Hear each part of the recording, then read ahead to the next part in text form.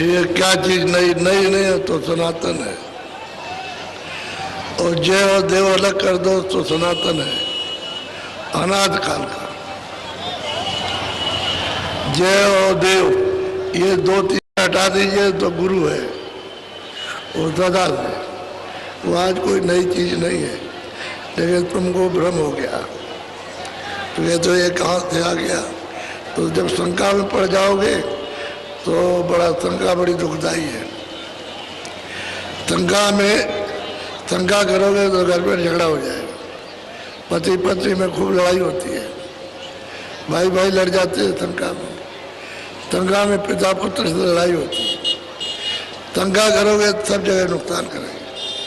और शंका न करने से प्रेम होता है। तो शंका करने की क्या जरूरत है। तो हर आदमी को शंका होती रहती है। ये नहीं जानते नहीं उसमें भी शंका, जो उसमें भी शंका। तो सब में शंका करोगे तो काम कैसे छुटकारा कैसे होगा। भाई महात्मा होते हैं, मोटा काम है। भाई जो आता है वो सीधा रास्ता जीवों के लिए देखेगा कि भाई ये सीधा रास्ता है, इससे चले जाएगा। तो वो रास्ता जारी करेगा कि आपके उससे कि जो चाहोगे वो करोगे। तो कैसे घर जा सकोगे। शंका मत करो। जय गुरुदेव कोई हमारा नाम तो है नहीं। हमने तो आपसे कभी नहीं कहा कि हमारा नाम है। ये उस मालिक का नाम है, उस प्रभु का। तो सब लोग बहुत प्यार से बोलो जय गुरुदेव,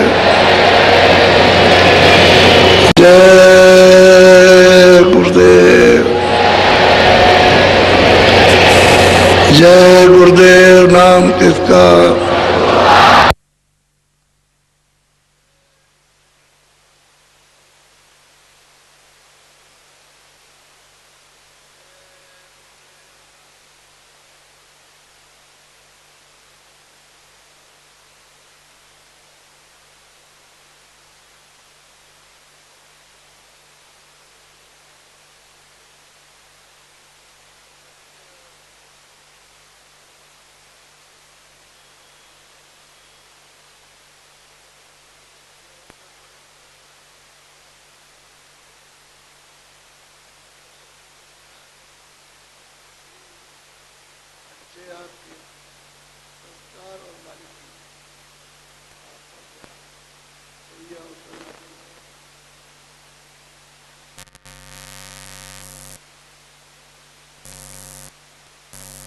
बेचारा फंस गया है और कैसे यहाँ से छूट कर निकल के अपने घर में जाएगा जहाँ की कोई दुख नहीं है, किसी तरह का कोई ज्ञान अज्ञान नहीं, कोई वहाँ छोटा बड़ा नहीं, ना कोई वहाँ जलमता न मरता, ना इस तरह की भाषा है जो आप बोलते हैं। किसी देश की भाषा वो नहीं है। वो तो शुद्ध सच्चा अमृत का सागर था। वहाँ अरबों वर्षों तक, खरबों वर्षों तक रहो और फीता लेके प्रवाहित करो तो नहीं नाप सकते हो कि कितना लंबा चौड़ा, ऊंचा और नीचा कितना है। ऐसा आप सब सुरतों का, सब जीवात्माओं का देश है। और ये देश तो बहुत छोटा है। छोटा, सबसे छोटा यही देश है। इससे कुछ बड़ा स्वर्ग देश है और स्वर्ग से बड़ा जो है वैकुंठ है और वैकुंठ से ऊपर बड़ा ईश्वर का लोक है। ये सबसे छोटा देश है। अब इस देश में ला करके आप डाले गए तो यहाँ और कुछ नहीं है। वहाँ स्वर्ग में कोई तकलीफ नहीं है। तब उस आनंद विलास में जो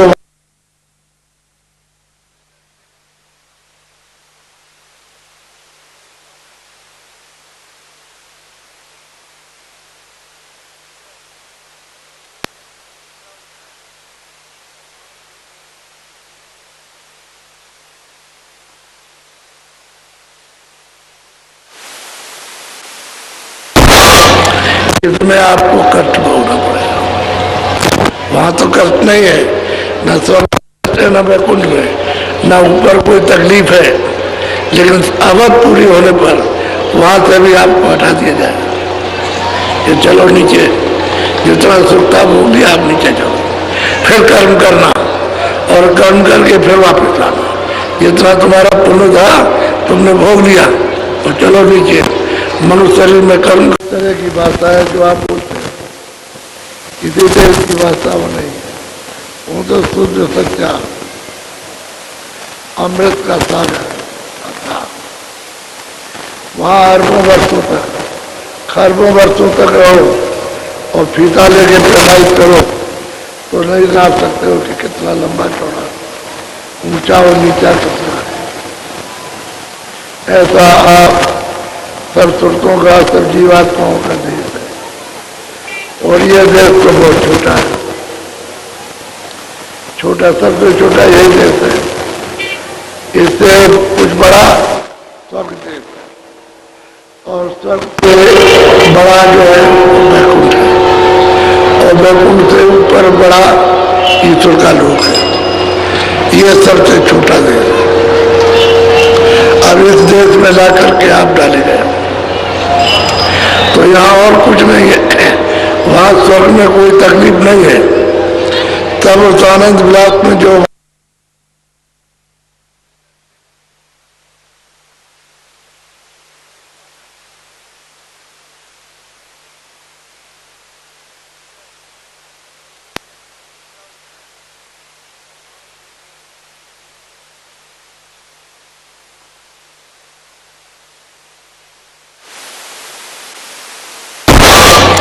इसमें आपको कष्ट भोगना पड़ेगा। वहां तो कष्ट नहीं है, न स्वर्ग है, न वैकुंठ में, न ऊपर कोई तकलीफ है, लेकिन अवध पूरी होने पर वहां से भी आपको हटा दिया जाए कि चलो नीचे, जितना सुख था भोग लिया, आप नीचे चलो, फिर कर्म करना और कर्म करके फिर वापस लाना। जितना तुम्हारा पुण्य था तुमने भोग लिया और चलो नीचे। मनुष्य शरीर में कर्म करो और फिर वापस आओ, तो फिर पुण्य करोगे तो आप फिर वापस जा सकते हो, नहीं करोगे तो नहीं जाओ। तब आपको मनुष्य शरीर भी नहीं मिलेगा, फिर 84 में भेजेगा, क्योंकि उसके देश में पुण्य और पाप, यही दो विधान है बस, कि पाप और पुण्य और पाप और पुण्य। अब ये करोगे तो इसका आपको फल मिलेगा। तो आपको तो मालूम नहीं है, सबसे छोटा देश है, लेकिन यहाँ आकर के फंस गए हो तो समझते हो बहुत बड़ा, कुछ नहीं, इतना सा है। अगर पैमाइश की जाए ऊपर से तो ज्यादा ज्यादा 1 इंची के अंतर्गत है सब, और वहां से सब दिखाई देता, तब सामने ही है। चीन हो, जापान हो, अमेरिका हो, कोई देश हो, सामने ही दिखाई देता, कोई छोटा तो नहीं। जितना ऊपर जाओगे उतना ही छोटा हो जाएगा, और ऊपर जाओगे तो बिल्कुल उससे भी छोटा हो जाएगा, सब दिखाई देगा।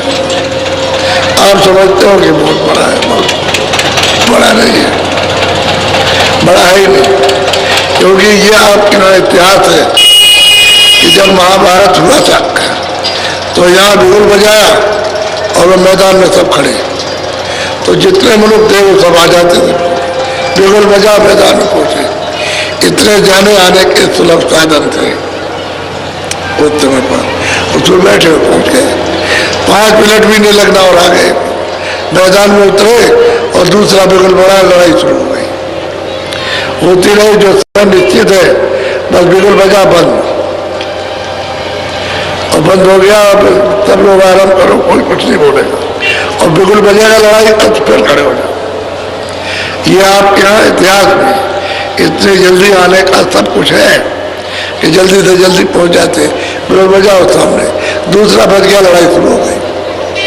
बड़े बड़े वीर योद्धा यहाँ के वहां के सब मारे गए, बचा नहीं उनमें, सबको एकदम से समाप्त कर दिया। फिर जो आप रह गए तो वहां ले जा करके वहां द्वारका के पास में इकट्ठा किया और वहां सबको खत्म करा दिया। थोड़ी सी आबादी रह गई, 10-10, 12-12, 20-20 किलो 20-20 मील पर आबादी रह गई, मिलना जुलना किसी से बहुत कम। उस समय सब लोग धर्मात्मा हो गए, धर्म के रास्ते में सब चलने लगे, कोई कुछ नहीं करता, अपनी मेहनत करते थे, खाते थे, वही ईश्वर का चिंतन करते, तब ये था।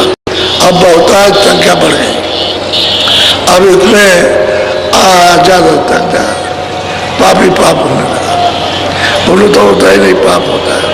तो आप अगर उस इतिहास को उस समय का जरा सा ख्याल करें तो कुछ जानकार लोग उसको बताते हैं कि आप तो जानकार हो नहीं, क्योंकि ये परा विद्या से ये जाना जाता है, अपरा विद्या से कुछ नहीं जाना जाए। अपरा विद्या से तो अनुमान लगाओगे, क्योंकि बाहर से लोग आए थे, बड़ी मुश्किल से समुद्र पार करके यहाँ पहुंच पाए, ये बात नहीं थी। ये तो पहले आने जाने का रास्ता बहुत ही ज्यादा, बहुत सुलभ था। तो इसलिए ये लोग, ये देश बहुत छोटा है, इसमें जीवात्माएं आकर के फंस गए, अब निकलने का कोई रास्ता रहा नहीं है। तो इनको सबको ले जाकर नरकों में बंद कर देगा वहाँ, और वहाँ मार लगाएगा तो कितने जो और कल में बीत जाएंगे वहाँ, तो निकलना वहाँ से नहीं हो सकता। अब अपने किए हुए कर्मों को भोगते रहो। अब महात्मा आते हैं तो बताते हैं कि भाई ये काम मत करो, बड़ा काम मत करो, अच्छा करो, आत्माओं को सबको सुख पहुँचाओ, दुख पाने की जरूरत नहीं है, सुख पहुँचाओ तो पुण्य हो जाएगा, और दुख दोगे तो ये पाप हो जाएगा। इसी पाप से फिर 84 मिलेगी, नरकों में पशु पंछियों की योनि में जाओगे, तो मनुष्य शरीर पे मिलेगा नहीं। तो जो वो कहे उसको समझो, और जो मना करे उसको मान जाओ। तो उसमें किसका हित है? आप उनका क्या हित है? आपका भला चाहते हैं, आपके ऊपर दया हो गई, कृपा हो गई तो बता रहे, और तुम समझते हो कि हमारे दुश्मन है, दुश्मन नहीं है, फिर तुम पीछे पछताओगे और रोगे चिल्लाओगे तो कोई तुम्हारी सहायता नहीं करेगा। इसलिए मनुष्य मंदिर जो है अमूलक है, इसकी कोई कीमत नहीं है, लेकिन मिला है आपको किराए पर। किराए पर क्यों खड़े भाई? आप क्यों नहीं बैठते हो? खड़े क्यों है? आए हो सुनने के लिए, खड़े खड़े कर। चलो वहां सबको, वहां बैठो, जगह है। खड़े हो गए तो भीड़ करने लगे आप। तो मनुष्य शरीर अमूलक है, और सबका है, किसी भी जात पात, छोटा बड़ा, निर्धन धनी हो, अमूलक है। थोड़े दिन के लिए आपको मिला, और थोड़े दिन के बाद में आप खुद देख लो, समझ लो कि देखो रवाना हो रहे हैं, खड़े हो जाओ शमशान भूमि पर, तो कोई ना कोई चला रहा है। तो जब वो आ रहा है तो आपको सबको ये सोचना चाहिए कि भाई मेरा भी वक्त आने वाला, मैं भी ऐसे आ जाऊँ। वही बात मैं भी कहता हूँ कि मैं तो किराए के मकान में हूँ, समय पूरा हो जाएगा, मकान से निकाल दिए जाएंगे और उनका मकान अपना ले लेंगे, और सब सामान जो रखा है सब यहाँ रखवा लिया जाएगा, कुछ नहीं ले जाने दिया जाएगा। जब हम आपको अपने को कहते हैं तो आपको ये कहते हैं कि आप रहोगे, और सब सामान तुम्हारे साथ जाएगा, तो ये भूल हो जाएगा, अज्ञान है, कुछ नहीं जाएगा। ये काल का देश है, वो आपको यहाँ रहने नहीं देगा। ये चला चली का डेरा है, इसी चलते चलाते में आप कुछ अपना काम करो तो कर लिया, नहीं तो खाली जा रहे। इसलिए आए हो वो जीवात्मा के धन को कमाने के लिए, तो मनुष्य मंदिर में कमाई कर लो, महात्माओं से मिलो, उनसे रास्ता पूछो, पहले सत्संग सुनो, सुन करके जब तुमने ये जागृति आ जाए और बुद्धि में विवेक आए तो पूछो कि रास्ता कौन सा है। हम चलना चाहते हैं तो रास्ता बता देंगे, आप चल पड़ो। अरे भाई पहुंचाना तो घर ही में है, जो अपना देश है, अरे अपना स्थान है, अपना घर है, वहीं पहुंचाना, कि जहाँ से कभी निकाले नहीं जाओगे। एक दफे निकाल दिए गए तो आप कहीं के नहीं रहे। कितने घरों में आप वहाँ बंद होते रहे, लेकिन कोई घर आपका ना रहा, सबको आपने छोड़ दिया। तो एक दफे तो मालिक ने आपको दिया है, और अभी तक आप पहुँच नहीं पाए अपने घर में, और जो पहुँच गए लौट के कभी नहीं आएंगे। शुरू में आए वो पहुँच गए, वापस लौट गए, लेकिन बीच में जब आप इस लालच लोग में फंस गए। जब विधान बनाया कि तुमको अधिकार दिया, तुम जैसा चाहो वैसा करो, भाई इसी में फंस गए और वो रास्ता छूट गया, नाम छूट गया, आधार टूट गया। अब मारे मारे फिरते हो, कोई रास्ता नहीं मिल रहा। फिर मनुष्य शरीर अपने घर जाने के लिए मिलेगा नहीं, और शरीर मिलेंगे, उसमें साधना नहीं है। इसी में साधना है, इसी में घर जा सकते हो, और शरीरों में नहीं। उस शरीरों में कोई ज्ञान नहीं, उसमें भोग ही नहीं है। तो ऐसा मत करो कि मनुष्य शरीर को बर्बाद कर दो जा रहे हो।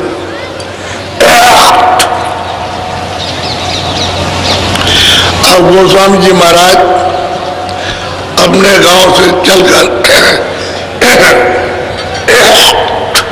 काशी पहुंच गए। 25 साल लगातार चले गए वहां। तो गए किस तरह से, उनका एक प्रेमी राजापुर में नौकरी करता था। किसी सेठ के यहाँ नाव द्वारा माल शहरों में पहुंचाते थे। जब लोग दर्शन करने के लिए उनका जाने लगे गांववासी, तो उसने पूछा भाई कहाँ जा रहे? कि एक महात्मा प्रकट हो गए, हम लोग उनका दर्शन करने जा रहे हैं। तो वो भी चल पड़ा कि भाई हम भी महात्मा का दर्शन कर आए। तो वहां गया तो वहां दर्शन किया। तो जो सुनाते थे वो सुनता था, धीरे धीरे सुनता रहा, उसकी समझ में आ गया। पढ़ा लिखा कुछ था नहीं, सेठ क्या नौकरी करता था, माल सब रखता था, इतना तो जानता ही था, माल लाद के पहुंचाता था, उसका ये काम था।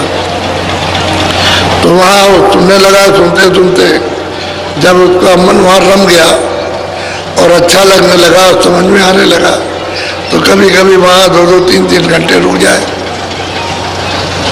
तो वहाँ जो लोग रहे कहे भाई अब जाओ, तुमने सुन लिया, बहुत देर हो गई, तो चला है।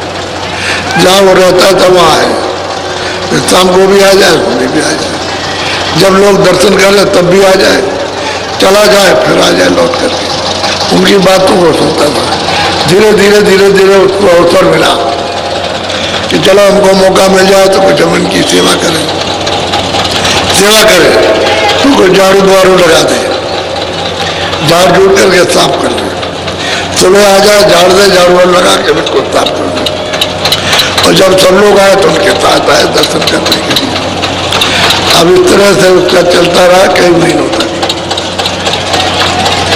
फिर उसका दिल न लगे, अब उसमें रम गया उसका मन, तो बार बार आए, बार बार जाए, बार बार आए, बार बार जाए। देखा अब वो कभी कभी रात को ही रह गया, दिन को भी रह गया, कभी चला गया फिर आ गया।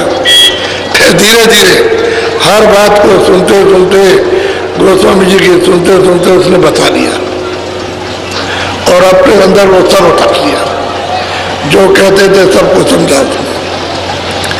तो बस सुनता रहे, तो कहा कि अच्छा तुम यहाँ आओ,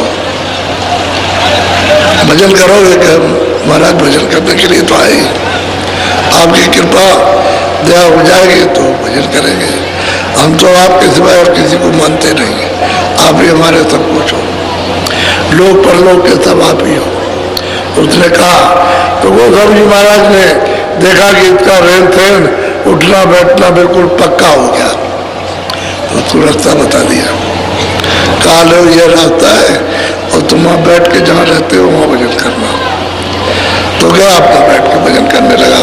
उसको किसी चीज की इच्छा तो थी नहीं, लेकिन वो रहने वाला काशी का था,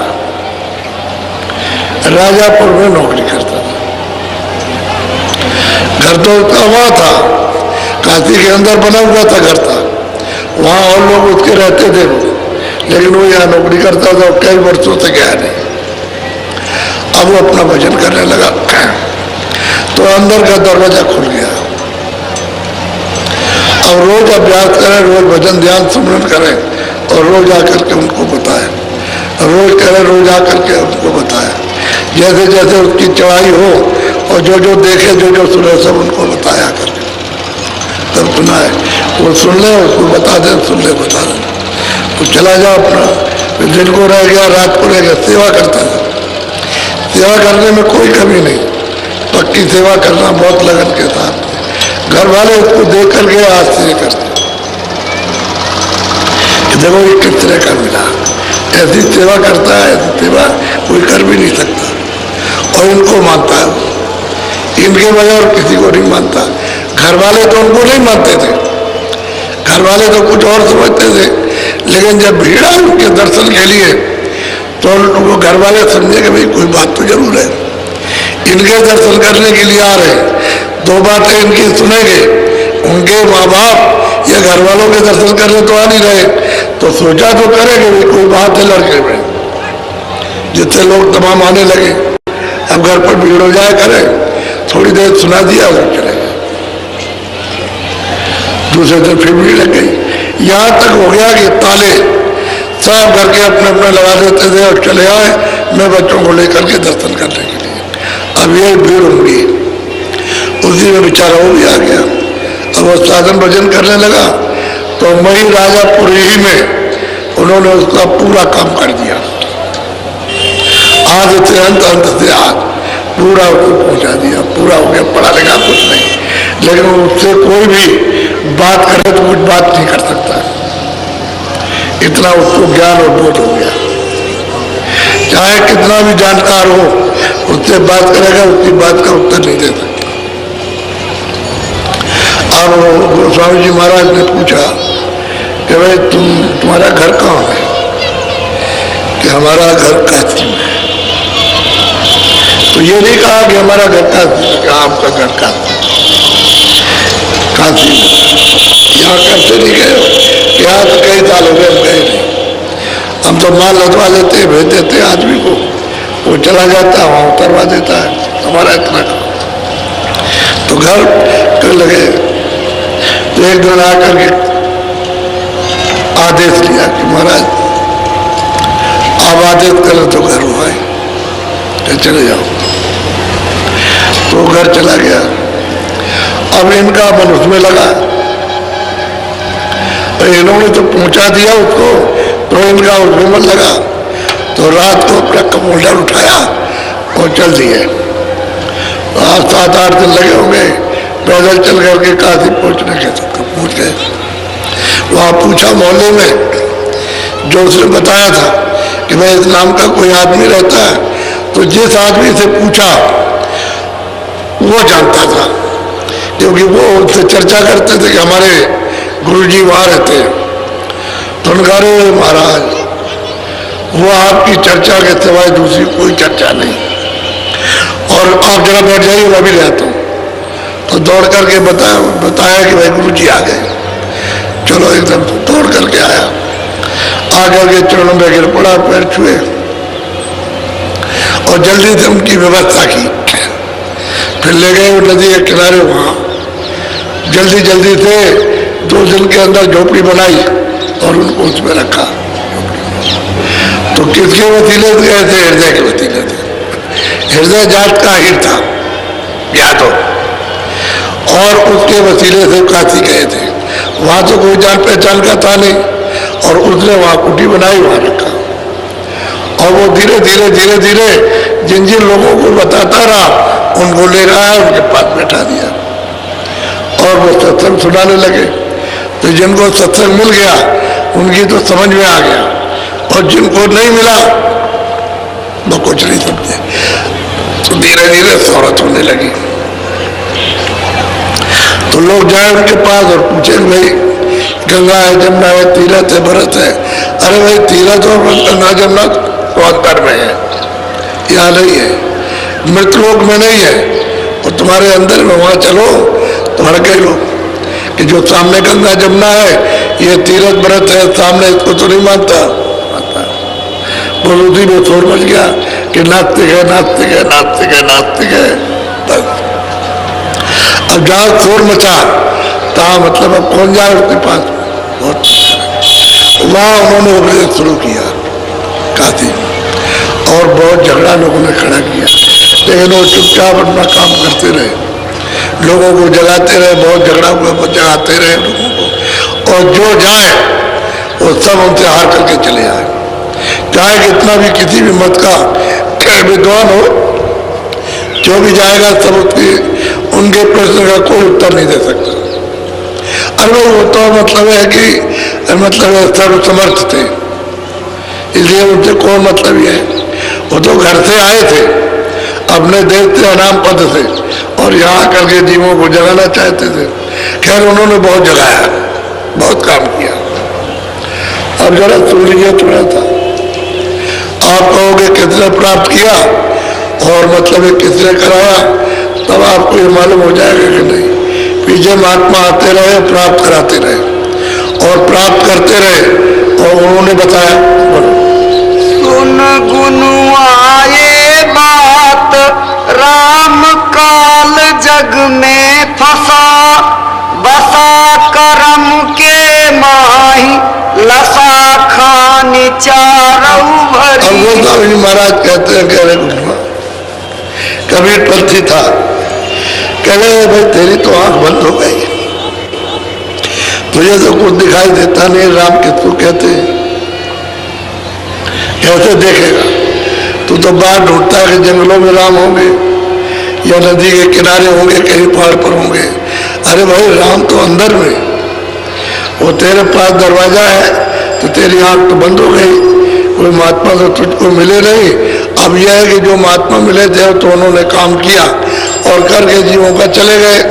अब तो कोई महात्मा है नहीं जो बताए, बहुत विधि से समझाया। एक उन्नत बंदा है, अंदर में कुछ सूझता नहीं, कुछ दिखाई नहीं देता है। महात्मा मिलेंगे तभी तेरी आंख खुलेगी, तब तुझको दिखाई देगा, तब तेरी समझ में आएगा कि राम क्या है, तब समझ में आएगा कि कृष्ण क्या है, तब तेरी समझ में आएगा ब्रह्मा विष्णु महादेव क्या है। और जब तक तेरी आंख बंद रहेगी तब तक मैं कुछ भी समझाऊं तो तेरी समझ में कुछ नहीं आएगा। समझाते तो पंडित सबके लिए, कौन ऐसा है जो नहीं समझाए। एक पंडित जी कथा कर रहे थे तो उन्होंने कहा कि देखो ब्रह्मा की विष्णु की और मतलब शिव जी की पूजा किया करो। और तो कथा में सुना रहे थे तो एक आदमी आया सुनने के लिए, तो चुप रहा, कुछ बोला नहीं। जब उठ के पंडित जी चलने लगे तो आगे बढ़ के गया कि महाराज आपने ब्रह्मा को विष्णु को देखा है? कह लगे हमने तो नहीं देखा। तो क्यों फिर क्या सुना रहे हो? जब आपने देखा नहीं है तो आप क्या सुना रहे हो कि ब्रह्मा है विष्णु ऐसे हुए, उसकी पूजा करना, उसकी आराधना करना।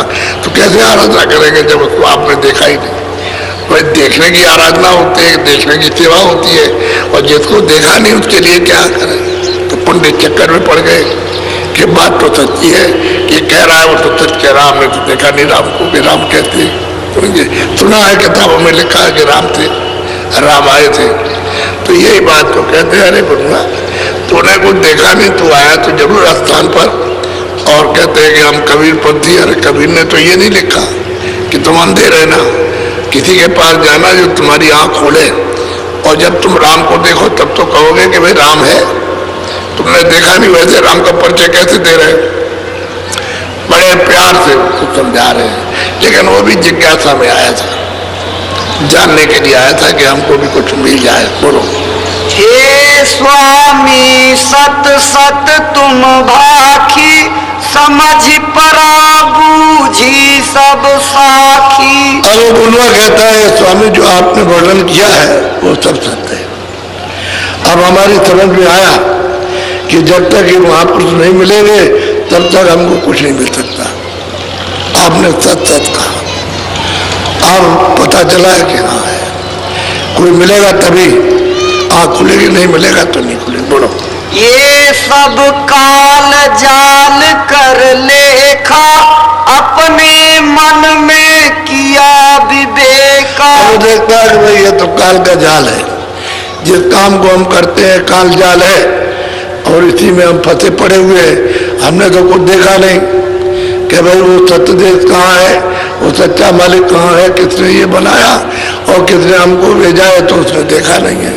अब उसने विचार विवेक अब उसका उठा कि भाई तो ये सच्ची बात है। बोलो।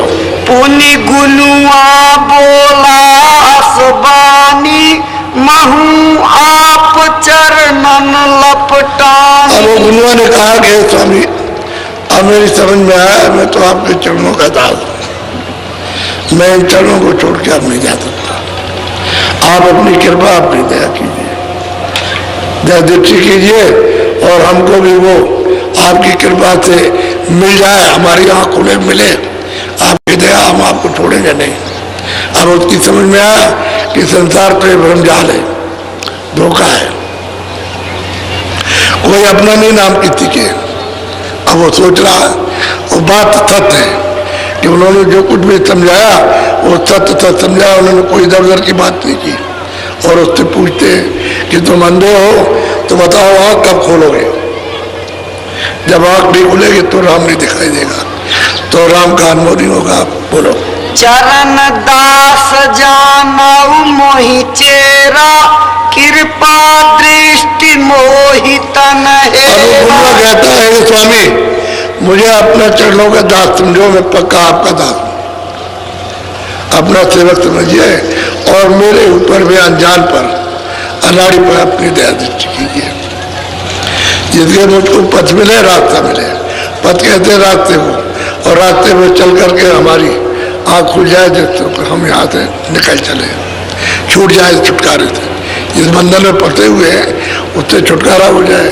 आप कृपा मांग रहे हैं, दया दृष्टि, दया कीजिए, हम आपका दास हैं। बोलो।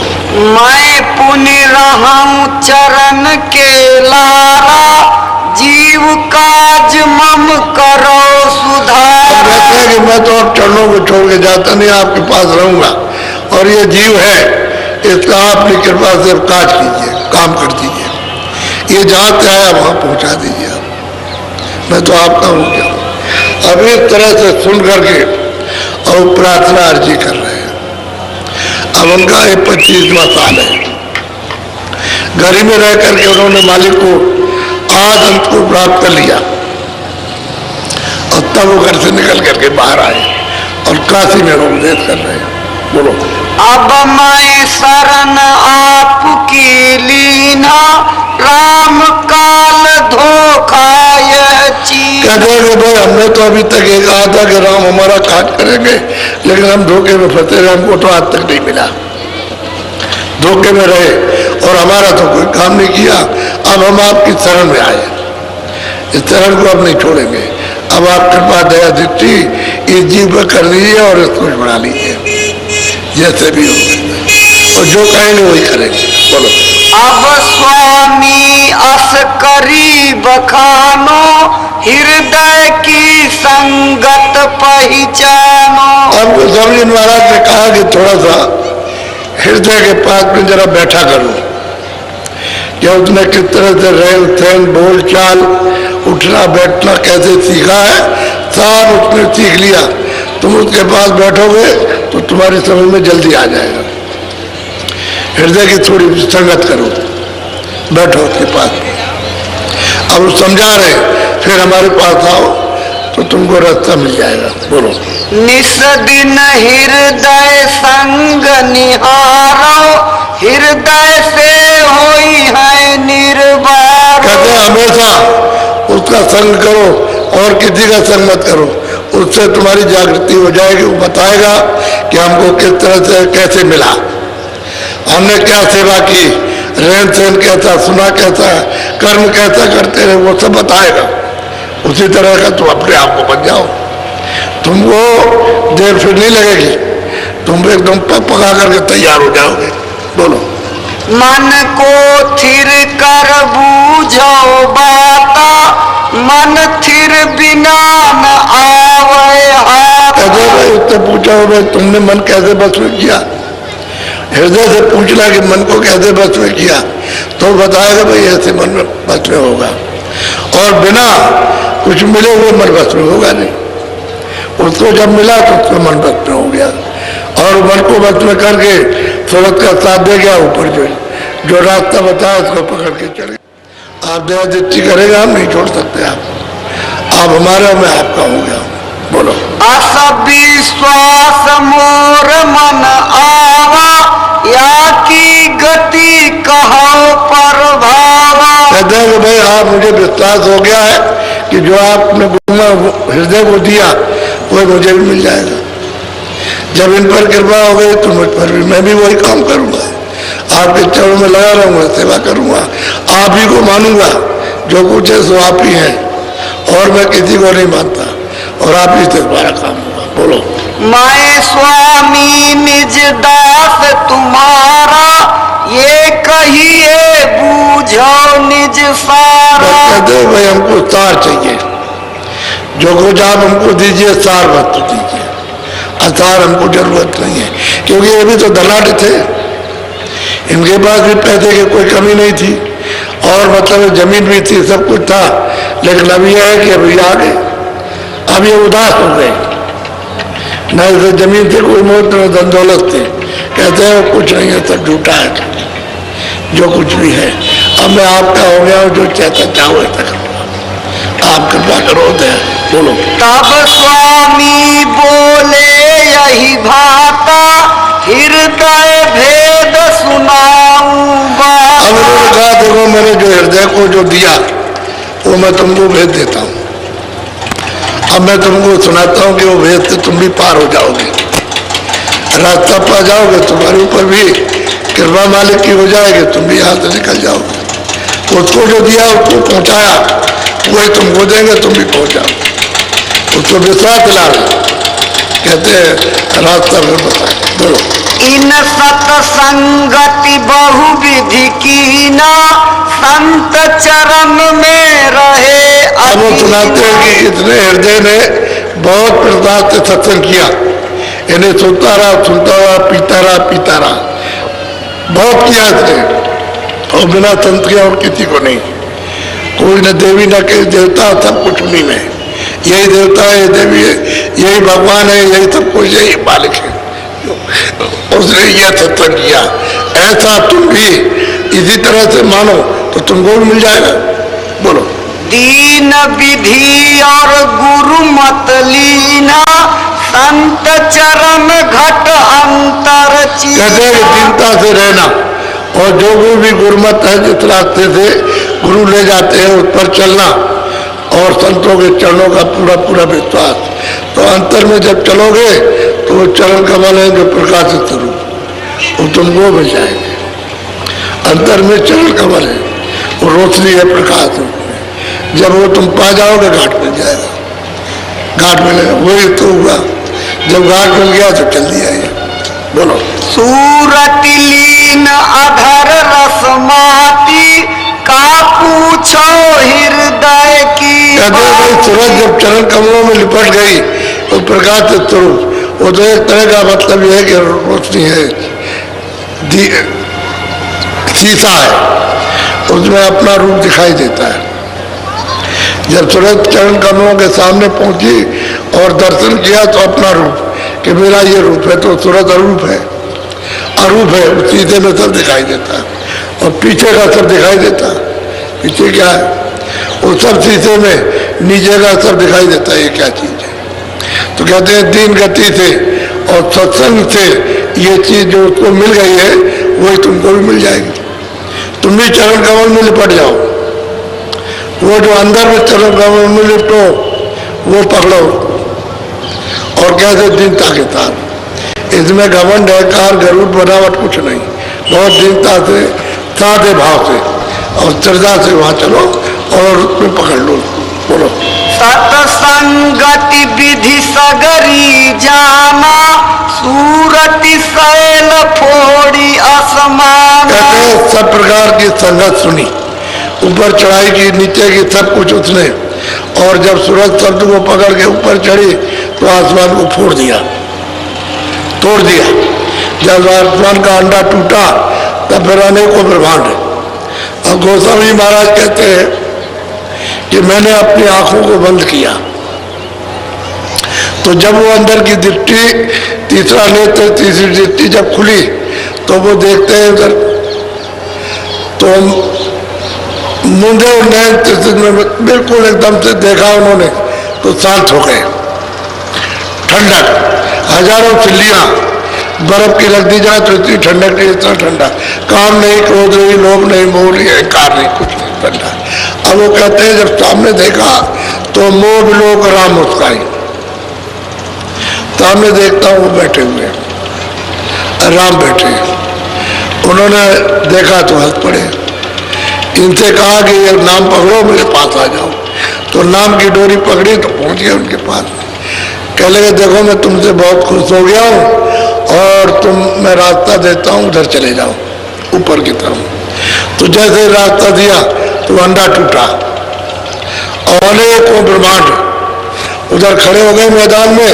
तो उधर माँ नजराया, उधर जाके खड़े हो गए मैदान में, सफेद मैदान पर खड़े होके देखते ऊंचे पर कि भाई ये सब क्या है, मृत्यु क्या, स्वर्ग क्या, वैकुंठ क्या, चारों खाने क्या है, नरक क्या है, मन कैसे डाला जाता है, जीवात्मा कैसे निकाली जाती है, कहाँ हिसाब होता है, सब उन्होंने देखा। और ऊपर वहाँ के तो अति विचित्र है, तहाँ लोग अनेकों ब्रह्मांड और विचित्र विचित्र रचना। जब तीसरी आँख खुल गई तो ये सब दिखाई। अब वही कहते हैं गोस्वामी जी कि देखो तुम अंदर में चलो, चरण कमल मिलेंगे, ऊपर वो जब चढ़ोगे सूरज को सबके साथ जोड़ के जब खिंचाई होगी तो आसमान टूट जाएगा, अंडा फूट जाएगा, पंछी उससे निकल जाएगा, जीवात्मा से निकल के बाहर खड़ी होगी और फिर वो सब देखेगी, तब उसको ज्ञान होगा सब ये क्या है, वो क्या है, वो क्या है, सब उसको अनुभव होता है। वहाँ आँख से कोई चीज छूटती नहीं है, सब देखने को मिलती है। बोलो 10 दिस पार सार सब जान, कमल पार पहचान। भाई मैंने सब वहाँ जाना देखा। गोस्वामी जी कहते हैं सब मैंने देखा और मैं वहाँ तक सब कुछ जाना। और 9 लाख कमल है तो उसके पार जब गई तो वो सत्य है, वो सत्य है, सत्य सत्य उधर दिखाई देता है। अब पुल पार उतर जाए तो जीवात्मा बंधन से छूट गई, तो चारों शरीरों में बंद है। इस स्थूल ये जो तुम बैठे हो, लिंग है स्वर्ग में कुंड में और सूक्ष्म शरीर है ईश्वर के लोक में, कारण शरीर है ब्रह्म में, उसके पार उतर जाए तो छुटकारा हो गया, छूट गए। और जब तक चारों शरीरों को छोड़ के बाहर नहीं होती है तब तक बंधन में है। तो कभी भी यहाँ आ सकती है, अपने अपना देश का भोग भोग करके फिर वापस लौट आएगी। तो आपको तो मालूम नहीं है कि जीवात्मा कैसे पार जाएगी। उन्होंने कहा भाई उसके पार है, जाने घर जाने का रास्ता, तब पार मिलेगा, अभी यहाँ से नहीं मिलेगा, वहां से मिलेगा। इनको पार करो सबको और वहां जब पहुंचो तब फिर रास्ता घर का मिलेगा, ऐसे नहीं मिलता। बोलो मान सरोवर बेनी तीरा, जल प्रयाग बह निर्मल। महाराज कहते हैं वहाँ मान सरोवर है, इतना बड़ा तालाब है, इतना बड़ा मतलब ये सरोवर कि सारा संसार स्वर्ग और वैकुंठ है, ईश्वर का लोक है और ब्रह्म लोक है, वो सब मिला करके वो छोटे, इतना बड़ा तालाब है, मान सरोवर कहते हैं। जितनी भी जीवात्माएं पार उतरती है पहले उसमें स्नान करती है, नहाएंगी, स्नान करेंगी तो जब उनका बिल्कुल अपना रूप निकल आएगा सतरूप, तब फिर उसके बाद चलेंगे तो प्रयाग में फिर आएंगे। आगे चल करके पार उनके पार प्रयाग है, वहां जाकर के स्नान करती है, तब अपने देश की आवाज आती है, तब सुनने को मिलेगा। वहां से आवाजें आने लगती है बुलाने के लिए, जब वहां पहुंच जाओगे तो आवाजें आएंगी। तो जब गुरु साथ रहेंगे तो बता देंगे कि देखो ये है रास्ता, ये इधर मत जाना, इस रास्ते से चले जाओ अपने घर। जाने के लिए चढ़ जाएगा ऊपर, ऊपर में महाकाल पुरुष है, उनका देश है और वो वहां बैठे हुए हैं, तो वहां पहुंच करके ऊपर उसके पार सत्य देश है। अब ये जब बताएंगे नहीं तो कुछ नहीं मिलेगा, और पहुंचाएंगे नहीं तो पहुंचेगा नहीं। इसको बताते जाएंगे, चलता जाएगा, दिखाते जाएंगे और सब उसको बता बोध कराते जाएंगे, तब ये चलेगा। तो इसको बेचारे को रास्ता बताया और ले चले। बोलो तामे न्याय चढ़े आसमाना, सतगुरु चौथे पार ठिकाना। हम कहते हैं कि इसके परे, तीनों लोग के परे, कहते हैं वो परे है, वो सच्चा देश है, वो सतलोक है, उसको सचखंड कहते हैं, अमरखंड कहते हैं। वहीं से जीवात्माएं उतारी गई और वहीं से काल आए, और उन्होंने ही ये सब रचना की है। जितने ब्रह्मांड अनंतों बनाए सब सतपुरुष के बनाए हुए हैं। उन्होंने इनको भेजा काल को, 16 बच्चे भेजे उन्होंने अपने देश से, उनको निकाल दिया, बाहर कर दिया और उनको सब मसाला दे दिया और कहा कि तुम नीचे उतर के जाओ, तो नीचे उतार दिया। इन्होंने उनकी तपस्या की, इन सब ने, और जब वो खुश हो गए तो इनसे कहा बोलो तुम क्या चाहते हो, हमसे मांगो, हम तुमको दे देंगे। तो उनसे मांगा कि हमको छोटा छोटा रात दे दिए, तो रात दे दिया। और जीवात्माओं का छोटा सा भंडार, ये सब जो मसाला आया जहाँ जमा था उसके अंदर जो जीवात्माएं थी सबसे नीचे हिस्से में, तो मसाला तो उतार दिया लेकिन जीवात्मा सब की सब वहाँ रह गई। तो शुद्ध पवित्र निर्मल इनसे कहा तुम नीचे जाओ, उन्होंने हमारी सेवा की है, हम उनसे खुश हो गए, तो हमने तुमको दान में दिया, तुम जाओ नाम से उतर के जाओ, हम तुमको उतारते हैं और तुम जाओ, नाम मत छोड़ना। जब नाम नहीं छोड़ोगे तो हमारे देश में वापस आ जाओगी, वापस चली आओगी। अब जाओ, हमने तुमको दे दिया है खुशी में, तो वहाँ जाओ। नाम छोड़ दोगे तो तुम्हारा आना नहीं होगा। तो नाम से उन्होंने उतारा और दोनों आंखों के पीछे यहाँ बैठा दिया। और जब आपने नाम छोड़ दिया तो भटक गया, आवाज छोड़ दी, शब्द छोड़ दिया, भटक गया। अब आधार जब टूट गया तो अब इधर उधर भरम रहे हो, कहीं मिल ही रहा। अब जब तक वो महात्मा नाम पकड़ाने वाले जब नहीं मिलेंगे, नाम से जोड़ने वाले, तब तक ये रास्ता नहीं मिलेगा। असली चीज तो यह है, कोई महात्मा महापुरुष मिलना चाहिए, घर आने जाने वाला, और इन सब से मिलता जुलता हो। जो 16 पुत्र हैं वो सत्पुरुष के, इन सब से मिलता जुलता हो जाए, ऊपर से नीचे तक आए, समझे? तो उनके हुक्म को कौन टालेगा? वो तो दयालु पुरुष है, तो दया करते हैं जीवन पर और दया करके इनको ले जाते हैं। कोई वहाँ काल का काम तो है नहीं है, इनके कर्मों को सबके धोएंगे और धो धा करके साफ करके इनको ले जाएंगे साफ करके। बोलो। निस दिन सायल सुरति से खेला, सुरति नाम करे निस दिन मेला। कहते हैं देख गुनुआ, ये हृदय गया इस तरह से नित्य रोज जाता है, रोज आता है, तमाम ब्रह्मांडों की सैल करता है और रोज जाता है, रोज आता है। तू भी इसी तरह से जाएगा, आएगा, जाएगा, आएगा। जिस तरह से इसने प्राप्त किया उसी तरह से तू प्राप्त कर लेगा। रहन सहन वैसे ही रख जैसे इसने रखा, चाल डाल बोल चाल उसी तरह का जैसे इसने रखा वैसा ही। सेवा जो कुछ भी करे माने वो उसी तरह से जैसे इसने माना। जिस तरह से ये चरणों में लिपट गया वैसे तू भी किसी और को न समझ और चरणों में लिपट जा। तो जैसे ये जा रहा वैसे तू भी जाएगा। बहुत विधि विधान से प्रमाण देकर के उसको समझा रहे हैं। बोलो। अष्ट कमल दल गगन समाई, सहस कमल पर तेहि की राई। कहते हैं वो अष्ट दल कमल है, उस पर निरंजन भगवान बैठे हुए हैं, छह दल कमल। तो उसके पार जाएगा तब रास्ता बनेगा, तब राह ऊपर से जाने की और ये अंधकार से निकल जाएगा। वही है राम का स्थान है। छह दल कमल उसी को राम कहते हैं, उसी को घाट कहते हैं, उसी को ईतुर कहते हैं और उसी को मतलब तीर्थंकर कहते हैं, उसी को खुदा कहते हैं। उस छह दल कमल के उस धनी को ही कहते हैं खुदा और घाट और ईश्वर भगवान, और उसके ऊपर में ब्रह्म है। तो तू चला जाएगा, उधर चलेगा और निकल चलेगा। बोलो। ताके परे चार दल लीना, दोई दल जाई दोई में की। ब्रह्म का स्थान है चार दल कमल, वो ब्रह्म का स्थान है। नीचे ईश्वर रहते हैं, ऊपर ब्रह्म रहते हैं और उसके पार पार ब्रह्म। तो उस स्थान को जब देखेगा, चढ़ाई है, बड़ी ऊंची नीचे चढ़ाई है, नीचे घाटियां, ऊपर दाएं और बाएं बहुत पहाड़ है, बड़े सुंदर सुंदर पहाड़ है। उनकी चढ़ाई और नीचे खाई है, नीचे लाखों यानी मतलब योजन चले जाओ, नीचे पता ही नहीं चलेगा, दाएं बाएं चले जाओ। ऐसी चढ़ाई जब गुरु साथ रहेगा तब चढ़ पाओगे। उनको रास्ता मालूम है कि सीधा रास्ता जाता है, नहीं भटक गए तो ही देखते रहोगे।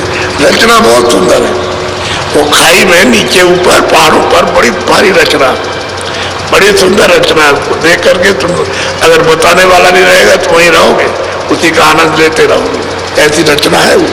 लेकिन जब गुरु मिल जाएंगे तो कहेंगे या नहीं कुछ और आगे चलो, ये रास्ता है जाने का, वो बताएंगे। वहाँ तो खुला हुआ सब दिखाई देता है, कोई आँख थोड़ी ऐसी कहते अंधेरा है कि रात को रात हो जाएगी और दिन को दिन हो जाए। वहाँ दिन और रात कुछ नहीं है, एक सा मौसम रहता है, प्रकाशमान, सब कुछ दिखाई देता है। एक एक चीज जर्रे जर्रे दिखाई देती है वहां। बोलो। यही विधि रहे दिवस अरु राति, जाने कोई नहीं की बात। अब कहते हैं भाई कोई दिन और रात इस तरह से ये रहता रहा, इसको जानकारी हो गई, इसने प्राप्त कर लिया।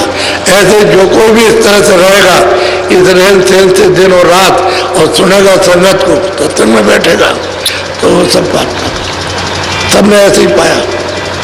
नानक जी ने जिसको दिया ऐसे ही मिला, पलटू साहब ने जिसको दिया ऐसे ही मिला, चरणदास ने जिसको भी दिया उसको ऐसे ही मिला।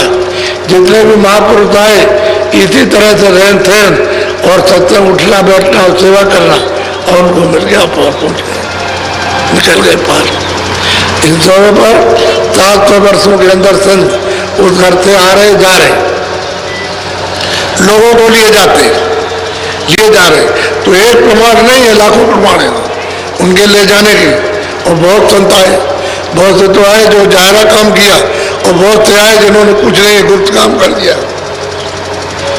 उनका भी प्रमाण है गुप्त वालों का। और जो जार जिन्होंने बता के रास्ता दिखा कर ले चले, उनका भी है, सबका है।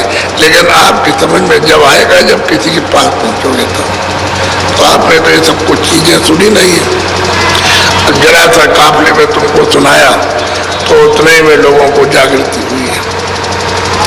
अरे भाई ये तो कुछ नहीं है, ये तो नीचे का थोड़ा सा सुनाया था, नीचे का जरा सा बताया आपको बस। जैसे स्वर्ग वैकुंठ है, बस वहां नीचे का हिस्सा आपको बताया, ऊपर क्या है वो तो आपको बताया नहीं। वो तो बहुत कुछ है, वो तो आप करोड़ों वर्षों तक आप कहते रहो तो खत्म नहीं होगा, कह नहीं सकते हो। जो वहाँ लीला और तमाशे हैं, जो आनंद है वहाँ पर, ये तरह के ज्ञान हो सकती है और अमृत का सागर है, वो तो कहने के लायक न कोई कह सकता, इशारे करते हैं। बोलो।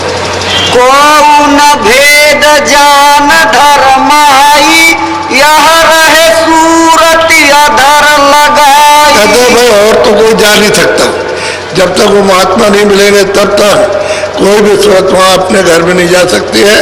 वो अधर में घर है। जमीन तो जीवात्माओं के रहने के ऊपर है, देश तो अपना ऊपर है, वो तो चेतन देश है, ये नीचे है, तो ये तो अपना कोई भी देश नहीं है। न यहाँ मृत्यलोक है, न स्वर्ग है, न वैकुंठ है, न ईश्वर का लोक, न ब्रह्म का, न पार ब्रह्मांड का, ये अपना देश है नहीं, वो तो परे है। तो सूरत कहते हैं आती हो जाती, और अधर में रहती है, आई और गई और आई हो गई।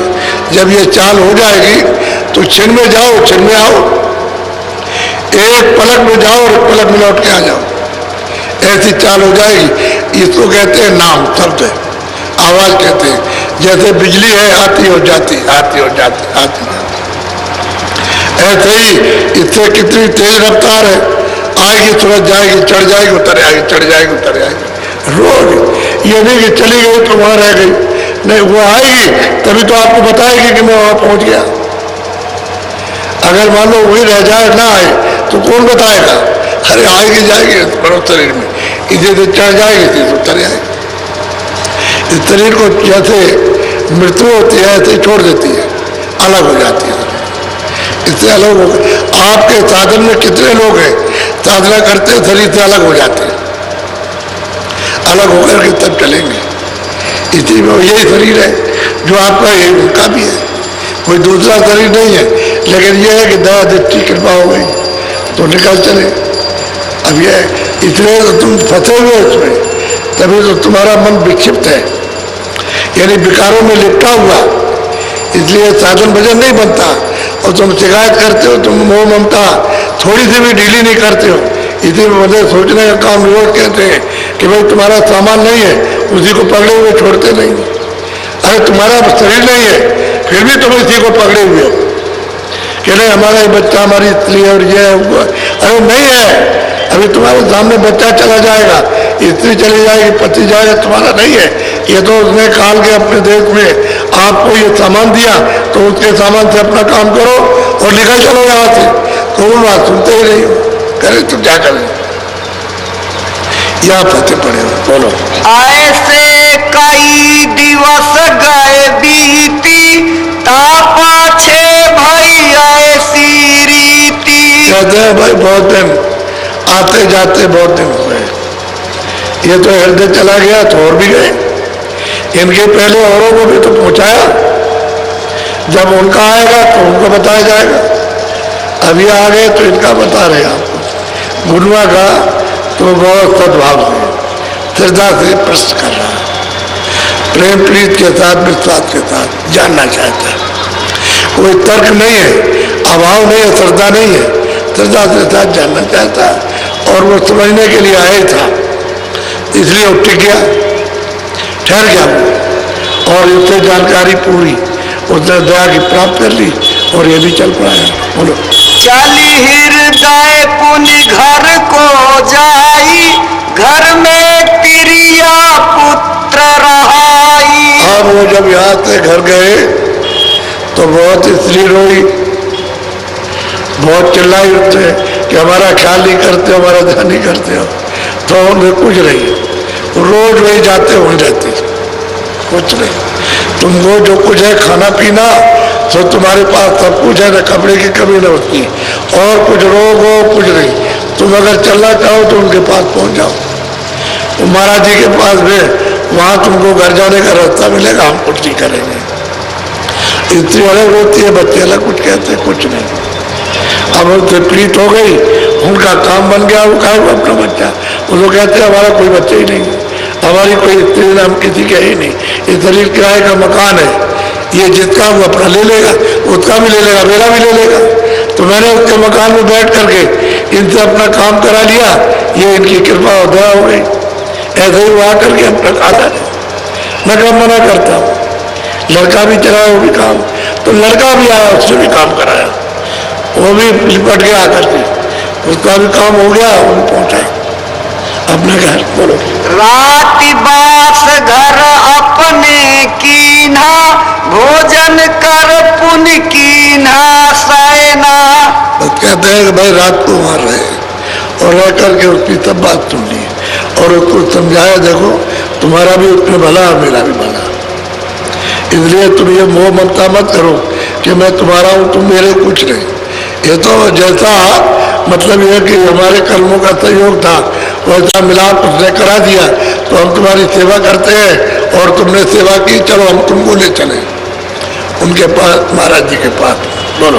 पुनि पुनि निशा गई अधराती, चढ़ी गई सूरत सैल रसमाती। अब वो तो बात ये उधर जाते हैं अपने कमरे में गए, कमरे में गए, बैठ गए अपने, रोज सूरत आ रही रोज आ रही जा रही, वो तो अपने काम में भागते। अब कुछ उनका संसार का कोई ध्यान नहीं किसी तरह का। बोलो। ता समय तिरिया कीन उपावा, रोग सोग अपना दुख गावा। अब बात यह है कि रोगों में फंसोगे तो रोग मिलेगा, तकलीफ होगी। अब त्रिया तो अपना वही संकट कहती है कि हमको ये तकलीफ, हमको ये तकलीफ, हमको ये, अरे कुछ नहीं तकलीफ, तुम चलो वहां, तो चले चलो उनसे रास्ता लो और सेवा वेवा करो, तुम भी निकल जाओ। स्त्री पुरुषों के लिए, सबके लिए आदेश का युग में हो गया है कि भजन सब करो, स्त्रियां भी करें और पुरुष भी करें, किसी के लिए भलाई नहीं है। स्त्रियां भी पार हो, पुरुष भी पार हो, दोनों पार हो। और भजन नहीं करोगे तो न उसका छुटकारा ना आपका छुटकारा, दोनों को भजन करना। अब वो विधान बदल गया, अब वो पहले स्त्रियों के भजन करने की जरूरत नहीं थी। उम्र का एक हिस्सा आदमी भगवान के भजन में लगाता था, तो इनको ये आदेश दे रखा था कि तुम सेवा करोगे तो तुम्हारा उससे कल्याण हो जाएगा, उसका कल्याण होगा, तुम्हारा व्यर्थ नहीं। अब तुमको भी भजन करना, उसको भी करना, और बच्चे को भी करना, बच्ची को करना, अपने अपने भजन से पार होना। अब ये नहीं कि उस पार हो गया तो वो आपके ऊपर कुछ करे, नहीं, अपने अपना भजन करो, चलो वहां। उन्होंने दया कृपा की है तो आप पर भी कृपा हो जाएगी, आप भी चलो। समझाया बुझाया, अपने काम में लगे हो, वहां किसका रंग चढ़ने वाला, काली कमरी पर किसका रंग चढ़ेगा। जो घर पहुंच गया है और जो सब कुछ जान गया, पूरा हो गया, उसमें कोई रंग चितारी चढ़ने वाला नहीं है। बोलो। जब हृदय मन कीन विचारा, ये गृह साल जाल है न्यारा। हृदय दो हजार एक काल जाल के फंसने की बात कर रही है, ये काल का जाल है, जिस तरह से यहाँ रोएगी चिल्लाएगी तो ये जाल में फंसाना चाहते, चलो तो वहाँ चले गए कुटी पर, वही रहने लगे। तो कुछ नहीं है, काश जाल आना हो तो यहाँ आओ और इनसे अपना काम कराओ, हमारा कुछ नहीं है। बोलो। आसमान में कुछ भई उदासी, पुण्य तब से रहे हमारे पासी। हमको स्वामी महाराज कहते हैं कि भाई हृदय जब इस तरह की उदासी हो गई तो हमारे पास रहने लगा, यही कुटी पर रहने लगा, फिर घर नहीं जाता। और यही रह करके उसने अपनी सेवा की और वो पार हो गया और लोगों को कितनी मदद करके वहां जोड़ करके पार करवा दिया, उनसे प्रार्थना करके, क्योंकि वो भी तो पूरा था, वो भी पूरा था, अधूरा नहीं था, लेकिन वो कुछ कर नहीं सकता। जब तक गुरु महाराज आएंगे तब तक कुछ नहीं, लेकिन वो लेता रहा और उन लोगों को पार कराया, बहुत बड़े बड़े लोगों को पार करा दिया। बोलो। स्वामी स्वामी विधि बताई, हृदय की कछु अगम सुनाई। अब उन्होंने कहा, देख गुरुआ, हृदय का तो ये काम बन गया, अब तू अपना काम बना ले, तू देर क्यों करता है, जो भी आएगा उसका काम बनेगा, लेकिन रहना सहना और इस तरह से रहना पड़ेगा।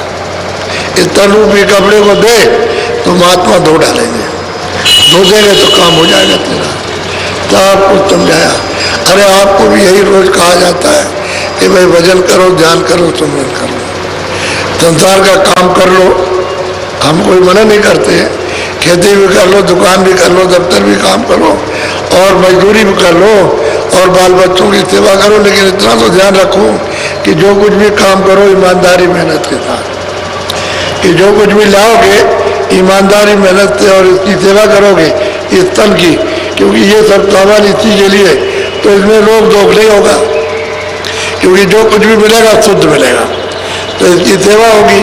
और तुम ईमानदारी मेहनत से काम नहीं करोगे, छल करोगे, कपट करोगे, धोखा दोगे, बेईमानी करोगे और चोरी करोगे, तो वो सामान इसके लिए खतरनाक, दुखदायी, क्योंकि मसाला जो मिलेगा इसकी सेवा के लिए तुम्हें जहर होगा, तो बीमार हो जाएगा, फिर तकलीफ पाओगे आप, तरह तरह की दवा खाओगे, कुछ नहीं। तो ईमानदारी मेहनत से काम करो, खेती में करो, दफ्तर में करो, दुकान में।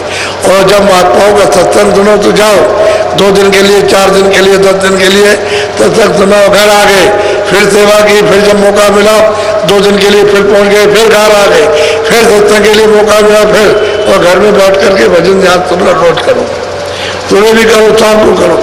क्यों अपना वक्त खोते हो, इधर उधर बात करने से क्या मिलेगा आपको, वो समय चला जाएगा और तुम कुछ कर नहीं सकते। इसलिए अपना अपना काम में लग जाओ कि दिन में काम किया शरीर के लिए, दफ्तर खेती दुकान में मजदूरी की, शाम को बच्चों की सेवा कर दी, अपने काम में लगे, तो समय आपका इधर उधर खराब नहीं जाएगा, फिर भजन और ध्यान में लग जाएगा, तो उससे तुम पा जाओगे, उससे दरवाजा खुल जाएगा, तुम्हारी आँख खुलेगी, तुम देखने लगोगे, सुनने लगोगे, तो रास्ता साफ होने लगेगा, रास्ता साफ होगा तो आधार मिल जाएगा, पकड़ोगे तो चढ़ चलोगे।